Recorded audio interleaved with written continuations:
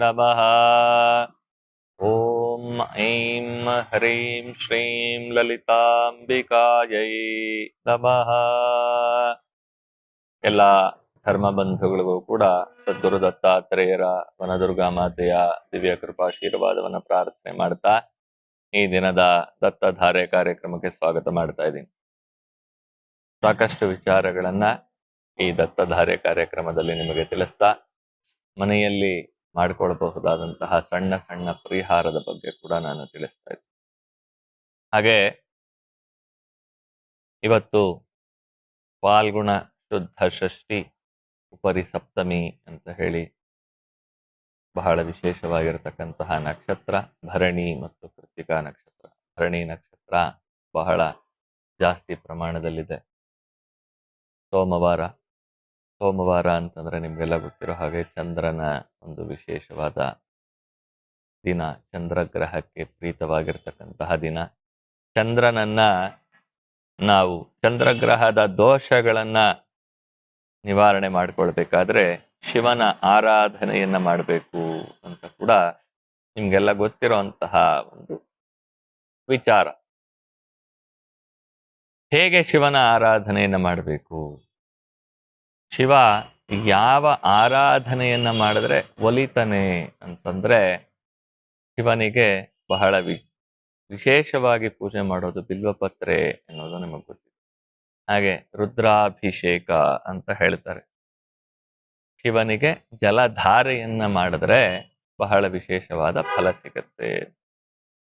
ಹಾಗೆ ಈ ಚಂದ್ರ ಸಂಬಂಧವಾದ ದೋಷಗಳು, ಚಂದ್ರಗ್ರಹ ಸಂಬಂಧವಾದ ದೋಷಗಳು ಅಂತ ಹೇಳ್ತಾರೆ.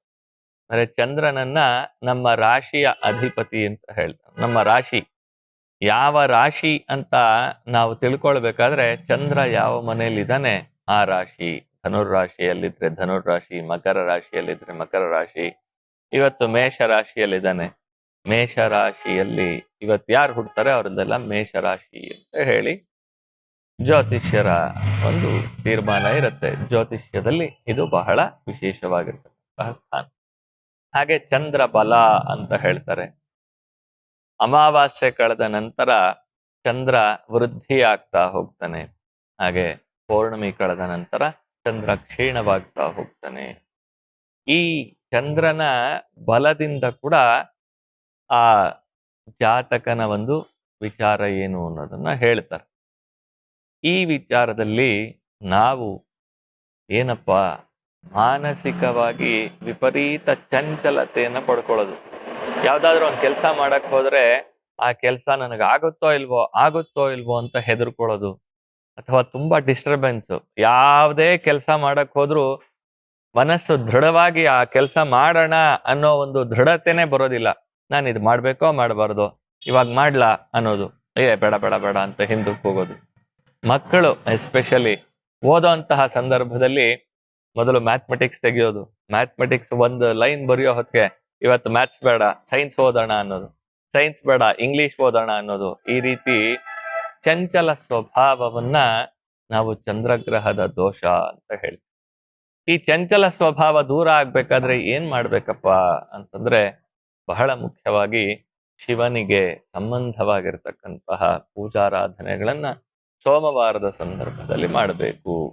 ಮನೆಯಲ್ಲಿ ಶಿವಲಿಂಗ ಇದ್ರೆ ಆ ಶಿವಲಿಂಗಕ್ಕೆ ಹಾಲಿನಿಂದ ಅಭಿಷೇಕವನ್ನ ಮಾಡಿ, ಬಿಳಿಯ ಶಾವಂತಿಗೆ ಹೂವ ಸಿಕ್ಕತ್ತೆ, ಬಿಳಿಯ ಪುಷ್ಪ, ಸುಗಂಧಮಯವಾಗಿರ್ತಕ್ಕಂತಹ ಪುಷ್ಪವನ್ನ ಶಿವನಿಗೆ ಪೂಜೆಯನ್ನು ಮಾಡೋದು ಬಹಳ ಒಳ್ಳೆಯ ಫಲವನ್ನ ಕೊಡುತ್ತೆ. ಆ ಅಭಿಷೇಕವನ್ನ ಮಾಡಿದಂತಹ ಹಾಲು, ಆ ಕ್ಷೀರವನ್ನ ಸ್ವೀಕಾರ ಮಾಡೋದ್ರಿಂದ ಮಕ್ಕಳಿಗೆ ಮನಸ್ಸಿನ ಚಂಚಲತೆ, ಮಕ್ಕಳು ಅಂತಾನೆ ಅಲ್ಲ ಯಾರೇ ಇರ್ಲಿ, ಮನಸ್ಸಿನ ಚಂಚಲತೆ ಇದ್ರೆ ಶಿವನಿಗೆ ಕ್ಷೀರಾಭಿಷೇಕವನ್ನ ಮಾಡೋದ್ರಿಂದ ಬಹಳ ಒಳ್ಳೆಯ ಫಲವನ್ನ ನಾವು ಪಡ್ಕೊಳ್ಬಹುದು. ಆ ಚಂಚಲತೆಯನ್ನ ದೂರ ಮಾಡ್ಕೊಳ್ಬಹುದು. ಈಗ ಎಲ್ಲ ಕಡೆ ಪರೀಕ್ಷೆ ನಡೀತಾ ಇದೆ. ಎಲ್ಲ ಮಕ್ಕಳು ಕೂಡ ಎಕ್ಸಾಮ್ಗೆ ಪ್ರಿಪೇರ್ ಆಗ್ತಾ ಇದ್ದಾರೆ. ತಂದೆ ತಾಯಿಗಳಿಗೆ ಮಕ್ಕಳಿಗಿಂತ ಜಾಸ್ತಿ ಯೋಚನೆ ಏನು ಅಂತಂದ್ರೆ, ನನ್ನ ಮಗ ಎಲ್ಲಿ ಫೇಲ್ ಆಗ್ಬಿಡ್ತಾನೋ, ನನ್ನ ಮಗಳು ಎಲ್ಲಿ ಕಡಿಮೆ ಮಾರ್ಕ್ಸ್ ತೆಗೆದು ಬಿಡ್ತಾಳೋ. ಮಕ್ಕಳು ವಿದ್ಯಾಭ್ಯಾಸವನ್ನ ಫ್ರೀಯಾಗಿ ಮಾಡುವಂತಹ ಸಂದರ್ಭನೇ ಇವಾಗಿಲ್ಲ. ಪೂರ್ತಿ ನೀನು 99 ತೆಗೆದ್ರೇನೆ ಅಂತ ಹೇಳಿ ಟಾರ್ಗೆಟ್ ಇಟ್ಟು ಕೆಲಸ ಮಾಡಿಸುವಂತಹ ಪರಿಸ್ಥಿತಿ ಬಂದ್ಬಿಡುತ್ತೆ. ನಾವುಗಳೆಲ್ಲ ಓದ್ತಾ ಇದ್ದಾಗ ನಾವ್ ಏನ್ ಓದ್ತಾ ಇದೀವಿ ಅಂತಾನೆ ನಮ್ಮ ಅಪ್ಪ ಅಮ್ಮನಿಗೆ ಗೊತ್ತಿರ್ತಾ ಇರ್ಲಿಲ್ಲ. ಯಾಕಂದ್ರೆ ಆ ಓದು ಅನ್ನೋದು ಒಂದು ಸಹಜ ಪ್ರಕ್ರಿಯೆ ಆಗ್ಬಿಟ್ಟಿತ್ತು ಅವಾಗ. ಇವಾಗ ಹಾಗಿಲ್ಲ. ಓದು ಅನ್ನೋದು ಒಂದು ಮುಖ್ಯ ಆಮ್ನಾಯ ಆಗ್ಬಿಡುತ್ತೆ ಜೀವನದಲ್ಲಿ. ಏನಿದೆ ಓದ್ಬೇಕು, 99 ಮಾರ್ಕ್ಸ್ ತೆಗಿಲೇಬೇಕು, ಕಡಿಮೆ ತೆಗೆದ್ರೆ ನಮ್ಗೆಲ್ಲೂ ಕೆಲಸ ಸಿಗಲ್ಲ, ನಮ್ಗೆಲ್ಲೂ ಕಾಲೇಜಲ್ಲಿ ಸೀಟ್ ಸಿಗಲ್ಲ ಅನ್ನೋ ಒಂದು ಭ್ರಮೆಗೆ ಒಳಪಟ್ಟಿರೋದೇ ಇದಕ್ಕೆ ಕಾರಣ. ಓದ್ಬೇಕಾದ್ರೆ ಸಹಜವಾಗಿ ಓದ್ಬೇಕು. ನಾನು ಹೇಳ್ತಾ ಇರ್ತೀನಿ, ಏನಾದ್ರೂ ಕೆಲಸ ಮಾಡ್ಬೇಕಾದ್ರೆ ಅದನ್ನ ಮನಃಪೂರ್ವಕವಾಗಿ ಮಾಡ್ತಾ ಇದ್ರೆ ಆಟೋಮ್ಯಾಟಿಕ್ ಆಗಿ ಆ ಕೆಲಸದಲ್ಲಿ ಪ್ರಗತಿಯನ್ನ ಹೊಂದುತ್ತಾ ಇರ್ತೀವಿ. ಆದ್ರೆ ಆ ಮನಸ್ಸು ಅನ್ನೋದೇ ನಮಗೆ ಚಂಚಲ ಆದಾಗ ಅನೇಕ ವಿಧವಾದ ಪ್ರಾಬ್ಲಮ್ಗಳು ನಮಗೆ ಎದುರಿಗೆ ಬರ್ತಾ ನಿಲ್ಲುತ್ತೆ. ಒಂದು ಸಣ್ಣ ಇರುವೆ ಕೂಡ ದೊಡ್ಡ ಆನೆ ತರ ಕಾಣುತ್ತೆ. ಅದೇ ನಮ್ಮ ಮನಸ್ಸು ದೃಢವಾಗಿದ್ರೆ ಆನೆ ಕೂಡ ಬಹಳ ಚಿಕ್ಕದಾಗಿ ಕಾಣುತ್ತೆ. ನಮ್ಗೆ ಮಾಡ್ಕೊಳ್ಳೋದಕ್ಕೆ, ಈ ಒಂದು ಪರಿವರ್ತನೆ ಮಾಡ್ಕೊಳ್ಳೋದಕ್ಕೆ ದತ್ತನ ಸೇವೆ ಬಹಳ ಫಲಕಾರಿಯಾಗಿರುತ್ತೆ. ಏನ್ ಮಾಡ್ಬೇಕು? ಈ ರೀತಿಯಾದ ಮನಸ್ಥಿತಿ ಇದ್ರೆ, ಅನಾರೋಗ್ಯದ ಕೊರತೆ ಇದ್ರೆ, ಬಹಳ ಮನೆಯಲ್ಲಿ ಒಂದು ರೀತಿಯಾದ ಚಂಚಲತೆ, ಏನ್ ಮಾಡಕ್ಕೂ ದಾರಿ ಸಿಗ್ತಾ ಇಲ್ಲ, ಏನಾದ್ರೂ ಅನಾರೋಗ್ಯದ ಸಮಸ್ಯೆ, ಮತ್ತೆ ಮತ್ತೆ ಒಂದು ರೀತಿ ಭಯ.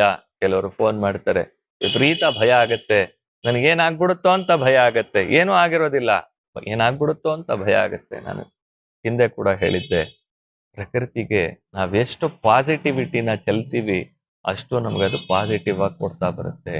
ನಮ್ಮ ಮನಸ್ಸು ದೃಢವಾಗಿ ಏನಾದ್ರೂ ಒಂದು ಸಂಕಲ್ಪವನ್ನ ಮಾಡ್ಕೊಂಡ್ರೆ, ಪ್ರಕೃತಿ, ನಾನು ಹಿಂದಿನ ಸಂಚಿಕೆಯಲ್ಲಿ ಹೇಳಿದ್ದೆ ಪಂಚಭೂತಗಳು, ಪಂಚತತ್ವಗಳು ಅಂತ, ಆ ಪಂಚತತ್ವಗಳು ಕೂಡ ನಮಗೆ ಸಹಕಾರಿಯಾಗಿ ನಿಲ್ಲುತ್ತೆ.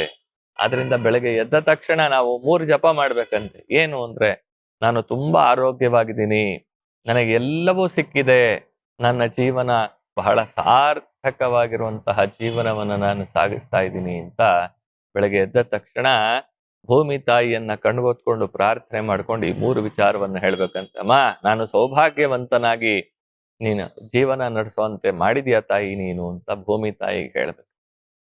ಈ ರೀತಿ ಹೇಳಿದಾಗ ಮನಸ್ಸು ಅನ್ನೋದು ದೃಢವಾಗ್ತಾ ಬರುತ್ತೆ. ದತ್ತಾತ್ರೇಯರಿಗೆ ಬಹಳ ವಿಶೇಷವಾಗಿ ಜೇನುತುಪ್ಪದ ಅಭಿಷೇಕವನ್ನ ಮಾಡೋದ್ರಿಂದ ದತ್ತನಲ್ಲಿ ಬ್ರಹ್ಮ, ವಿಷ್ಣು, ಮಹೇಶ್ವರರು 3 ಜನರು ಕೂಡಿ ಇರತಕ್ಕಂತಹ ಶಕ್ತಿ ದತ್ತ. ಅಂತಹ ದತ್ತನಿಗೆ ಜೇನುತುಪ್ಪ ಅಭಿಷೇಕವನ್ನ ಮಾಡಿ ಆ ಪ್ರಸಾದವನ್ನ ಸ್ವೀಕಾರ ಮಾಡೋದ್ರಿಂದ ನಮ್ಮ ಮನಸ್ಸಿನ ಚಂಚಲತೆ ದೂರವಾಗ್ತಾ ಹೋಗುತ್ತೆ. ನಮ್ಮ ಮಕ್ಕಳ ವಿದ್ಯಾಭ್ಯಾಸದಲ್ಲಿ ಪ್ರಗತಿ ತಾನೇ ತಾನಾಗಿ ಬರೋದಕ್ಕೆ ಶುರುವಾಗುತ್ತೆ. ಎಷ್ಟೋ ಮಕ್ಕಳಿಗೆ ಮಾತು ಬರ್ದಿರ ಇರೋರು ಕೂಡ ಮಾತಾಡುವಂತಹ ಒಂದು ಶಕ್ತಿ ಆ ಜೇನುತುಪ್ಪದ ಪ್ರಸಾದದಲ್ಲಿ ಅಡಗಿದೆ. ನಿಮ್ಮ ಮನೆಯಲ್ಲಿ ಈ ರೀತಿಯಾದ ಸಮಸ್ಯೆಗಳಿದ್ರೆ ದತ್ತನ ಸಾನ್ನಿಧ್ಯದಲ್ಲಿ ಬಂದು ಜೇನುತುಪ್ಪ ಸೇವೆಯನ್ನ ಮಾಡಿಸ್ಕೊಂಡು ಆ ಪ್ರಸಾದವನ್ನ ಸ್ವೀಕಾರ ಮಾಡಿ, ಪ್ರತಿನಿತ್ಯ ಜೇನುತುಪ್ಪವನ್ನ ಹೊಟ್ಟೆಗೆ ಸ್ವೀಕಾರ ಮಾಡುವಂತಹ ಒಂದು ವ್ಯವಸ್ಥೆಯನ್ನ ಹೇಳ್ಕೊಡ್ತೀವಿ. ಅದರ ಜೊತೆಯಲ್ಲಿ ದತ್ತನ ಒಂದು ಮೂಲ ಮಂತ್ರ ಹೋಮ ಮಾಡಿದಂತಹ ಭಸ್ಮ ಪ್ರಸಾದ ಇರುತ್ತೆ. ಆ ಭಸ್ಮ ಪ್ರಸಾದವನ್ನ ಸ್ವೀಕಾರ ಮಾಡೋದ್ರಿಂದ ಕೂಡ ಮನಸ್ಸಿನ ಚಂಚಲತೆ ದೂರವಾಗಿ ದೃಢವಾದ ಮನಸ್ಸು ಬರ್ತಾ ನಮ್ಮ ಜೀವನ ಸಾರ್ಥಕವಾಗೋದಕ್ಕೆ ಸಹಕಾರಿಯಾಗತ್ತೆ ಅಂತ ಹೇಳಿ ತಿಳಿಸ್ತಾ ಇವತ್ತಿನ ಕಾರ್ಯಕ್ರಮಕ್ಕೆ ಮಂಗಳ ಹಾಡ್ತಾ ಇದ್ದೀನಿ. ಓಂ ಶಾಂತಿ ಶಾಂತಿ ಶಾಂತಿ. ಸದ್ಗುರು ದಿವ್ಯ ಚರಣಾರವಿಂದಾರ್ಪಣಮಸ್ತು.